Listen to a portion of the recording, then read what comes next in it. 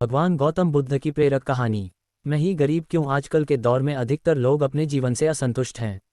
उन्हें लगता है कि मैं ही गरीब क्यों, मैं ही दूसरों से कमज़ोर क्यों हूँ। उन्हें अपने आप में दूसरों के मुकाबले कमी लगती है। वे इसका दोष भगवान को देते हैं, उन्हें अपनी स्थिति का कारण ठहराते हैं। इस कहानी में आपको इस प्रश्न का संपूर्ण उत्तर मिल जाएगा और आप अपने जीवन से संतुष्ट भी महसूस करेंगे। बहुत समय पहले की बात है, एक गांव में धर्म उपदेश देने के लिए लगे हुए शिविर में भगवान गौतम बुद्ध पहुंचे। गांव के लोग अपनी अपनी समस्याएं लेकर उनके पास जाते और उनसे समाधान प्राप्त कर नई ऊर्जा के साथ वापस लौटते। गांव के बाहर एक गरीब राह में बैठा बुद्ध के पास आते जाते लोगों को निहारता रहता। उसने क्या देखा? दुखी चेहरा लिए भारी कदमों से लोग भगवान गौतम बुद्ध के शिविर में जाते और नई ऊर्जा के साथ चेहरे पर खुशी व आनंद लिए वापस लौटते। गरीब ने सोचा, क्यों ना मैं भी भगवान के पास अपनी समस्या लेकर जाऊं। यह सोचकर हिम्मत करके वह भी शिविर की ओर चल देता है। शिविर में एक एक कर क्रमबद्ध तरीके से व्यक्ति को प्रवेश मिलता है, इसलिए वह भी अपनी बारी की प्रतीक्षा करने लगा। जो कुछ उसने रास्ते में देखा अब यहाँ उसे देखने को मिल रहा है। लोग एक एक कर अपनी समस्याएं बता रहे थे। भगवान गौतम बुद्ध चुपचाप शांति से सबकी समस्या सुनते और जवाब देते। उसकी भी बारी आई। उसने भगवान गौतम बुद्ध को प्रणाम किया और बोला, मैं ही गरीब क्यों? भगवान गौतम बुद्ध मुस्कुराए और बोले, तुमने कभी किसी को दिया ही नहीं, इसलिए गरीब हो। इस पर वह आश्चर्य से वह भगवान गौतम बुद्ध का मुंह ताकने लगा। और मेरे पास कुछ देने के लिए है ही नहीं, बड़ी मुश्किल से गुजारा हो पाता है और कभी कभी तो भूखे ही सोना पड़ता है, इतना गरीब हूँ। भगवान गौतम बुद्ध शांत भाव से बोले, तुम्हारे पास एक चेहरा है, किसी को भी मुस्कुराहट दे सकते हो। तुम्हारे पास मुंह है, किसी को भी प्रशंसा भरे कुछ शब्द दे सकते हो। जो हाथ तुम्हारे पास है, किसी की भी मदद कर सकते हो। दरअसल जिसके पास में ये तीन चीजें हैं, वह भला कैसे गरीब हो सकता है? गरीबी का भाव मन में होता है, मन से यह भ्रम निकाल दो।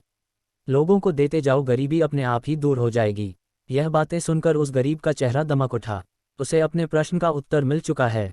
अब उसके मन से गरीबी का भाव दूर हो गया। इस शिक्षा को जीवन में उतार कर कुछ ही दिनों में उसका जीवन भी खुशियों से भर गया। मंदिर में भी लोग जाते हैं तो कुछ न कुछ मांगते रहते हैं और जीवन भर घुट घुट कर रो रो कर समय बिता देते हैं। वे ईश्वर की कृपाओं को कभी कम समझे ही नहीं, जीवन की महत्वता को कभी जाना ही नहीं। इस पर कबीर दास जी ने बहुत बेहतरीन दोहे कहे हैं, आइए पढ़ते हैं और समझते हैं। सबके पल्ले लाल है सभी साहूकार, गांठ खोल परखा नहीं या विधि रहा कंगाल। यानी सभी के पास ज्ञान है जो कि ईश्वर की अनमोल देन है, जिसे हम कभी जानने समझने की कोशिश ही नहीं की, इसलिए हम सुख का आनंद नहीं ले पाते। मित्रों, मनुष्य जीवन एक अनमोल अवसर है और विधाता की असीम कृपा का तोहफा है। हमारा सर्वप्रथम यह कर्तव्य होता है कि हम उस परम परमेश्वर की इनायतों को समझें, ईश्वर की कृपा को जानने की कोशिश करें। और इसका सबसे आसान तरीका है खुद को समझना। हमारा अस्तित्व क्या है, हमारा लक्ष्य क्या है, हमारे क्या कर्म अच्छे कार्य है, आदि आदि। उपरोक्त सभी बातों को पढ़कर आज हम यह पूर्णता समझ चुके हैं कि हमारे पास ईश्वर की दी हुई वो अनमोल तोहफे हैं जिनसे आज मानव नई नई उपलब्धियों को पा रहा है, असीम ऊंचाइयों को छू रहा है। बस जरूरत है तो सही मार्गदर्शन की, जो कि आज से मैं इन बातों को अपने जीवन में उतारने की कोशिश कर दी है। आपको बस यह करना है। 1. हर रोज अपनी एक कमी को दूर करो, चाहे वह आपका गुस्सा हो या फिर नकारात्मक सोच। 2. जब भी कुछ सोचो तो अच्छा सोचो।